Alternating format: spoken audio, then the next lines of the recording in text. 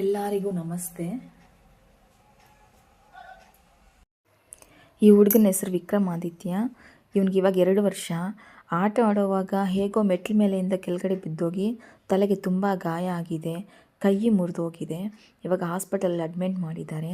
ತಲೆಗೆ ಒಂದು ಸರ್ಜರಿ ಮಾಡಿದ್ದಾರೆ, ಇನ್ನೂ ಒಂದು ಸರ್ಜರಿ ಮಾಡಬೇಕಂತೆ. ಕೈ ಮುರಿದೋಗಿದೆ, ಕೈಗೂ ಸರ್ಜರಿ ಮಾಡಬೇಕಂತೆ. ಇವಾಗ 14 ಲಕ್ಷ ಆಗಿದೆ.